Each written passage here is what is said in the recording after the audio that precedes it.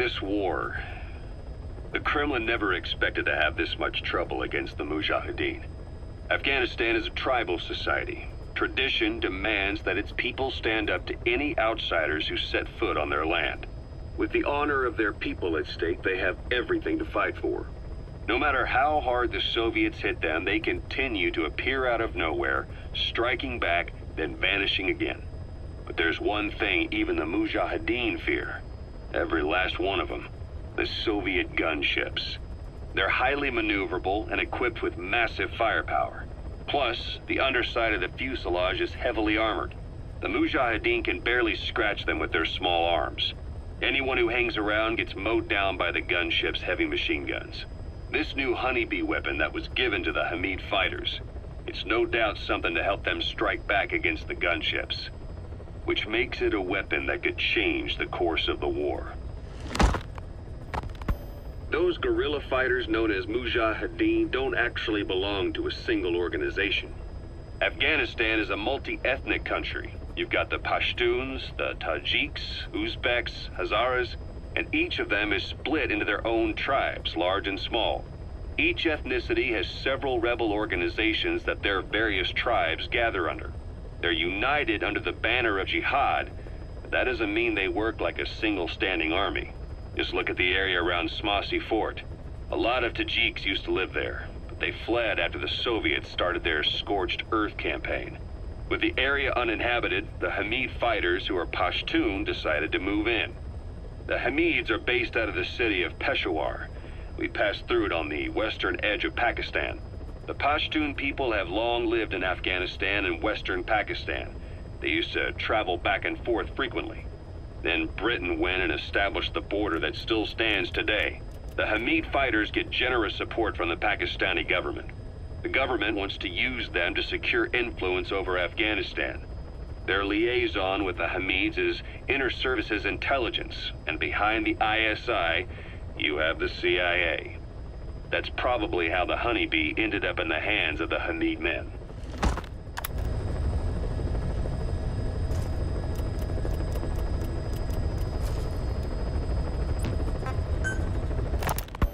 Kaz, what about the unit that attacked us in the mist? You knew something about them. That wasn't my first run-in with them. It happened right before I was captured by the Soviets. We were on the Zero line that day, the Afghan side, on our way back from training the Mujahideen at a mountain camp in Kunar province.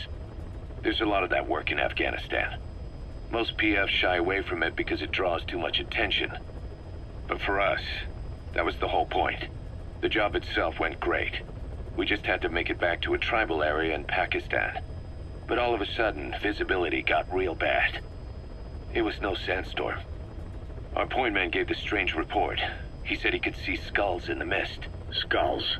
The next moment, he went silent. We scrambled into formation, right before his arms and legs came raining down on us. It was always supposed to be a dangerous mission, so I had Diamond Dog's very best with me. We were calling out to each other. But one by one, the voices just went dead. Whatever happened to me, I lost consciousness before I knew it. When I came to, I was in a Soviet camp, tied to an interrogation chair. Could they be some new Spetsnaz unit? No. The ones that interrogated me were just the average rank and file. Whatever group attacked us, the way they moved was just insane. And that mist, appearing out of nowhere. The Soviets don't have tech like that. If they did, Ocelot would have heard about it. I doubt the West does either. Otherwise, the folks at Langley would be sleeping a lot easier. Why'd they come after you? Wish I knew. I'm the only one who survived. Though I don't think they planned it that way. If I was their target, they wouldn't have just handed me over to the 40th Army. Whatever the case, we need to watch our step until we know who they really are. And boss, if you ever do run into them again, don't try to take them on. You just get the hell out of there. When I first started dealing with Zero, with Cypher, it was a somewhat parasitic relationship. Though, a mutually beneficial one. Cypher had no army of their own, so they wanted us. They wanted our strength. They approached me as a potential business partner. But they had other motives.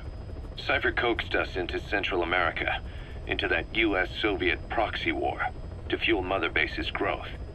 Once we were big enough, they'd force us to join them. That was the plan. That's why they had Paz, still Zeke. Right.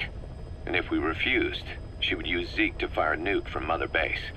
The world would consider us a liability, and countries would unite to destroy us.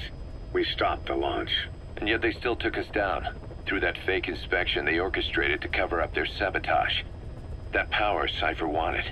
We don't have it anymore. So why are they still after you? Is it just the fear of leaving you alive? I don't know. Was Zero really... All I know is the man I knew wouldn't want this. What do you mean? We have to consider that it might not be Zero we're dealing with. We know virtually nothing about Cypher anymore. How big they've gotten, what they want, or even who they really are. The new Mother Base started out as a test drilling rig operated by a mineral resources supplier, but their project fell through. The Seychelles government was happy to hand the place over to us. It was just scrap on stilts. So with a few dummy construction companies set up as fronts, we started renovating the half-finished rig. From the outside, it looked like the project was back on rails. Kaz, you... What? I see what you're doing. Recreating the Mother Base we had 9 years ago. Only this time. That's right. The Mother Base Cypher thought they destroyed will return from the grave to kill them.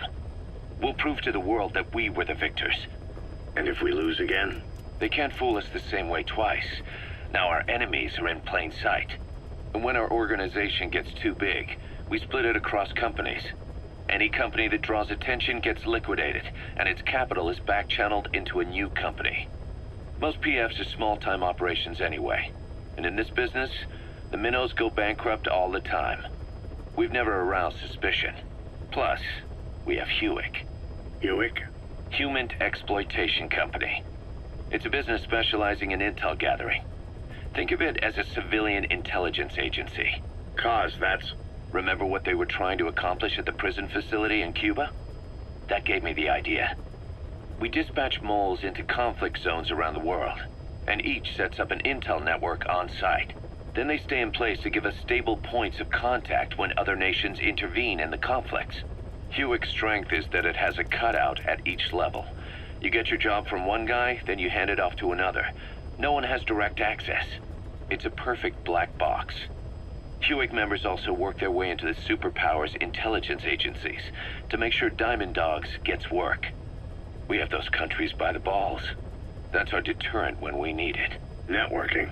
In the intelligence community? Sure, that's how we've grown this far. And when you go out on missions, intel from Hewick will be there to back you up.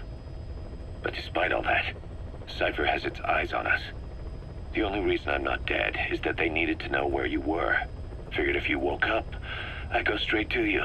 That's why you made that ruckus at the Zero line. Yeah, to make their own surveillance work against them. I think it took some of the heat off Cyprus. Kaz. Then I just had to wait for you to save me. And I've gotten used to waiting. Kaz. That's not all. It was a good chance to scout the market. And with the West wanting the Soviets out of Afghanistan, their agencies are bursting at the seams with funding. Boss, let's start by building up our Afghan presence. Why put Mother Base in the Seychelles? We're at the center of the world here. We're all the way out in the Indian Ocean. Come on. Lebanon, Sri Lanka, East Timor, and Africa. From here, our reach extends to conflict zones the world over, including Afghanistan, of course. So it's prime real estate for a mercenary. Exactly. Latin America isn't as close as I'd like, but we have Amanda and her people to help in that department. And besides, the Seychelles government owes us a favor. Owes us? The Seychelles has strong ties to the east, which the West wanted to shake up. It came to a head 3 years ago, in an attempted coup. It was a force of South African mercenaries, with U.S. backing behind the scenes. They were only platoon size. But South Africa is home to some heavy PFs. Too much for the Seychelles to handle. In the end, they accepted help from the Tanzanian army, and quelled the coup. We set up the deal and handled on-site tactical instruction. That led to some training work for the Seychelles military. And when we put down a mutiny within their forces, well, we made a lot of people happy. They don't pay us. They just let us have a piece of their offshore territory on the promise we'll come running if something else happens. So we're bodyguards, too. It's a good setup. We can only take Mother Base so far here. We'll have to find somewhere else when this place starts getting big. Aren't you being a little hasty? Nothing hasty about it. You're back with us now. So, Kaz, the ship that took us from Cyprus, it used to be a whaler. Yeah, a Japanese vessel. How was the voyage? It was... stimulating. Well, she was part of a whaling fleet up until a few years ago. Her displacement isn't anything to write home about, but she can really move. She still had plenty of life left in her, but then the work dried up. Global opposition to whaling has been mounting for years. Is that right? The push to ban it has been gaining traction for a little over a decade. Individual species came under protection as the years went on, and then 2 years ago the IWC adopted a moratorium on commercial whaling. Several countries, including Japan, fought it to the bitter end, but eventually most whaling companies had no choice but to throw in the towel. You ever tried whale snake? Can't say that I have. When I was a kid in Japan, practically everybody ate it. That good, huh? The country was poor in those days, and whale was cheap. International opinions changed since then. In any case, that's why we were able to get a bargain price on the ship. Of course, we did end up spending 5 times the purchase price in modifications. We had to really work to fit in all the ESM and communications gear while keeping the whaler look intact. Right now she's going around conducting SIGINT missions.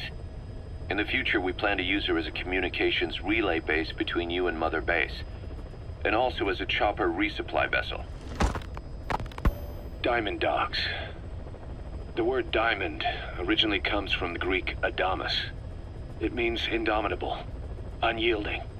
Other words for the stones often mean eternal bond, fortitude, or purity. The same is true of the Star of Bethlehem flowers you laid on the boss's grave. They represent innocence, as well as chastity, yielding to no man while maintaining one's virtue. In other words, staying loyal to something.